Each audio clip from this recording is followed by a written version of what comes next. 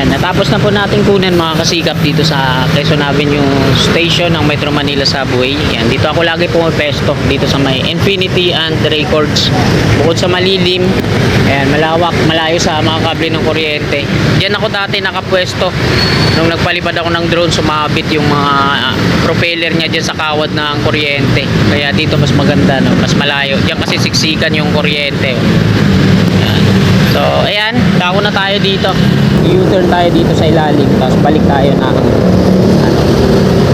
sa may North EDSA station. Sinimulan ko to, walang naniniwala sa paligid ko. Ano? Papunta tayo ng North Avenue, tapos doon tayo mag-update.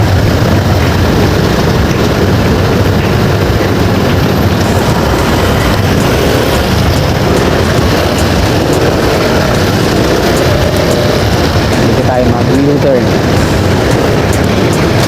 Ito na pala yung ilalim niya dito. Dami mga pasok, magandang halaman. Kakatapos lang din nito retrofitting dito sa mga sa viaduct ng flyover.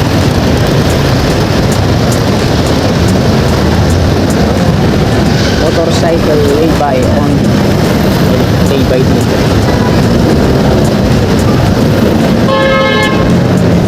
Ayan yung subway. Ayan yung bakod niya mula doon sa may footbridge sa kanan patungo dito. Ito yung gate niya. So dito yan sa harap itatayo yung entry at exit ng station. So, dahil gwardyado yan dyan, hindi tayo makapagpalipad ng mas malapit. Hanggang dito yung sa dulo na nakita tapos. Nakita naman natin dyan na may underground natin. Tapos dito naman sa kabila kay Sola, Vida, Towers North, Vertis North. Ito yung Pilam QC. Malapit lang siya dito sa estasyon sa busway naman yun. Dito naman yung Suler North Resort, Vertis North. Nakapatay yung LED billboard dyan.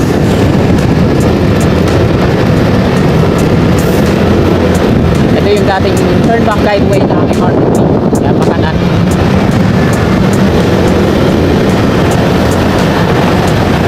At nandito na tayo sa Landmark Trinoma.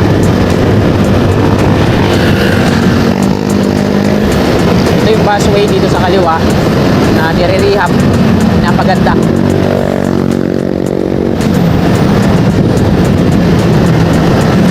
North Avenue Station, MRT3. So, dalawa na yung magiging stasyon dito.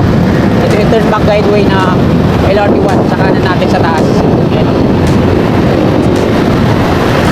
Ito yung Unified Grand Central sa kanan, LRT1 po yan. Sa kaliwa yung MRT3. Ang turn back guideway niya ay doon sa papuntang unahan.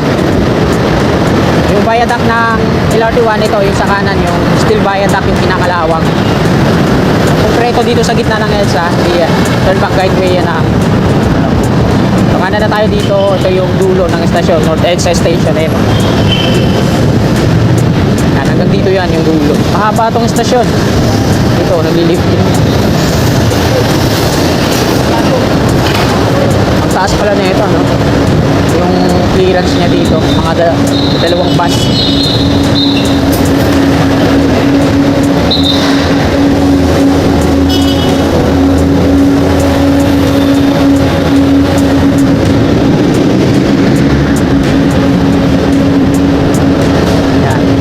Makikita mga dito pag natapos na itong MRT7, wala tayong makikita tumatawid-tawid dito kasi karamihan yan sa taas may mga elevated walkway yan kung saan yung magtutungo SM North, Landmark, papuntang Unified Grand Central. So open na to dito para lang sa mga sakyan talaga yan. Kung meron mga tayo makikita mga dito sa baba, mga matitigas ang ulo niya.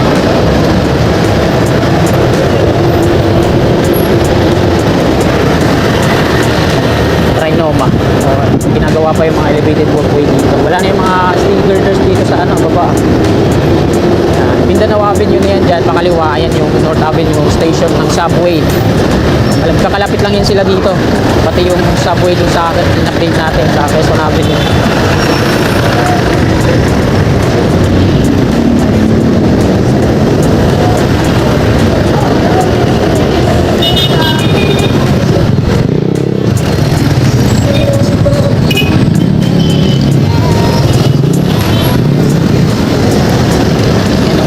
Mindanao Avenue na yan. Ayan lang yun, subway, North Avenue. So ayan na lang, hindi pa tayo nakakapag-update yan, ano? Katabi lang ng golf course.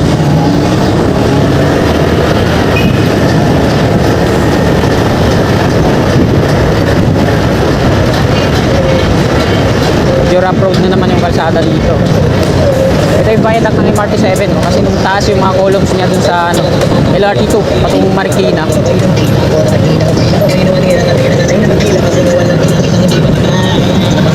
Oy, sounds copyright.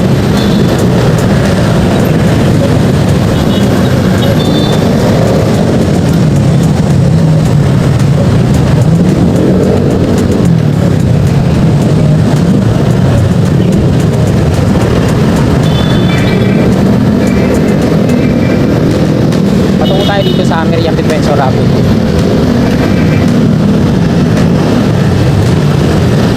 Kakanan na tayo dito.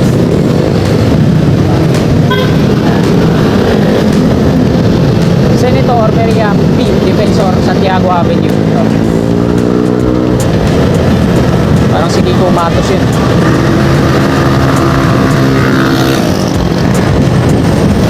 Dito lang yan yung subway sa kanan namin.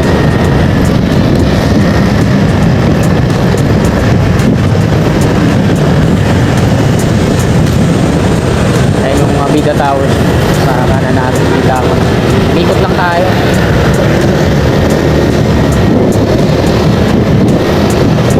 Mga ano pa dito, parang squatter, ano?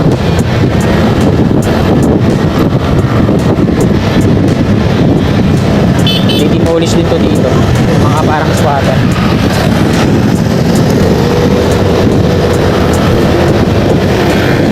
Ganda ng development dito. MMDC.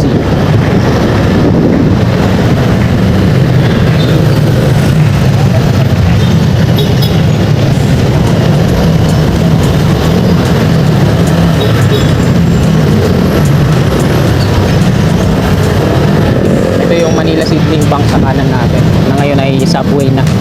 Daanan din dyan, malabas na siya.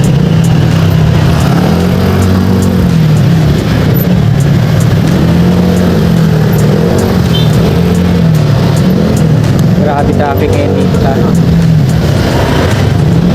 Manila Seedling Bank.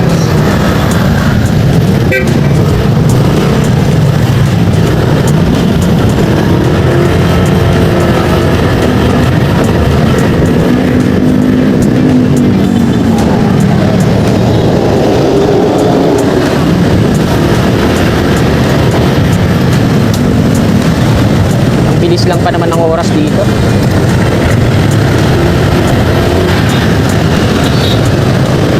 At sa kanan yung patungo dun sa Espanya, subway. Sa kaliwa naman yung patungo City Hall.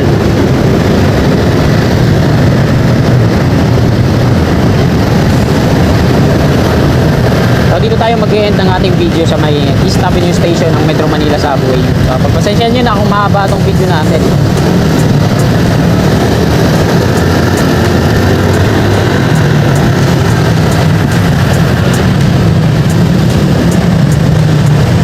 At least naigala ako kayo, sabay ganun.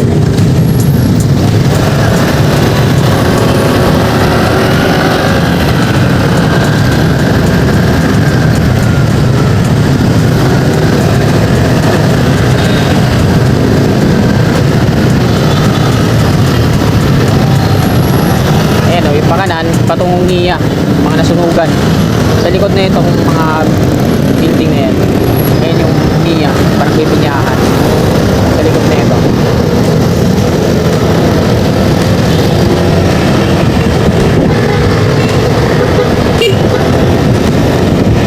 Sa likod na ito ang BIR. Ang kukunan ng drone natin yan itong BIR na to pag nagpapalipad tayo dun sa Maynila. Sa likod lang kasi yan nakasulog.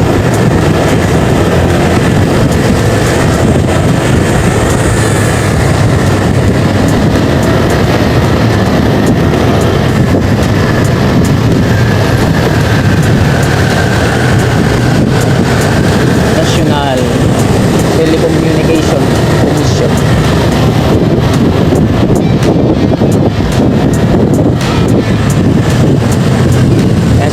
right, patungong City Hall. East Avenue Station, East Avenue na po yan, the station. East Avenue.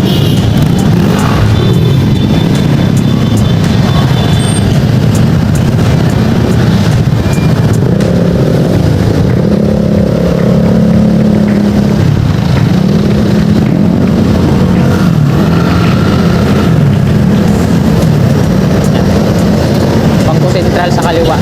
East Avenue na po tayo. Ikot lang din tayo. Dito yung sa kanan yung mga nasunugan na ito. Maliwalas na ito.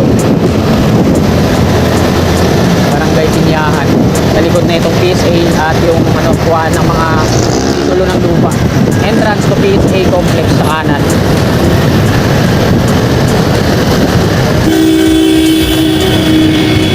Papuntang GMA Ngamuning, diretso. So, dahil ayun, bilis lang ng oras kasi tapos ang bagal.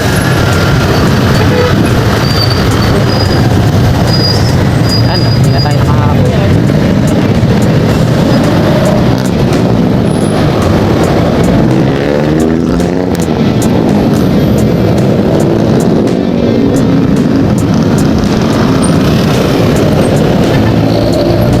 Ito yung kuha ng mga titulo ng lupa.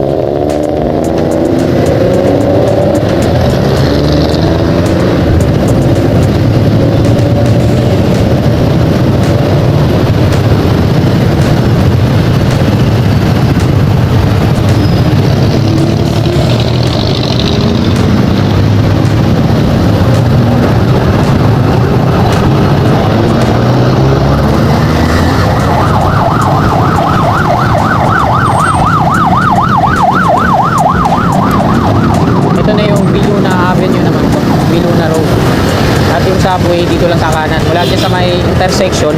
Yan lang, mga ilang metro lang, wala pang 200 metro ang subway na yan. So, super lapit lang siya dyan sa ano. Pagtawid nyo kasi na ang footbridge, andyan na yan sa mga nasunugan, Barangay Niya ay Barangay Pinyahan. Tapos ayan, lalakarin nyo lang dito, walking distance lang, napakalapit lang. Subway na yan. Yan sa loob. East Avenue Station naman to na Metro Manila Subway Contract Package 1 po kasama ng Quezon Avenue. In-update na ayan na lang, mataas na building na yan yung natitira. So, sa susunod na tayo magpapalipad ng drone dito, wala namang nanonood sa video natin dito, kaya tinatamad ako magpalipad ng drone dito. Dinidemolish na rin sa kanan, sa kaliwa, sorry. Tinatamad ako mag-update dito, magpalipad, walang nanonood eh. Galit ata sila sa dito sa East Avenue Station kasi bakit daw tinawag na East Avenue Station, yung layo naman dun sa East Avenue, dapat Biluna Station eh. Ito yung Biluna Hospital sa kanan.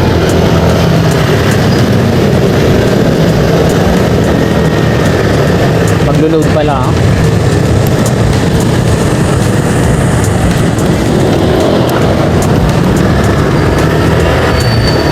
Hanggang dito na lang tong video na to mga kasikap. Magandang umaga po. God bless.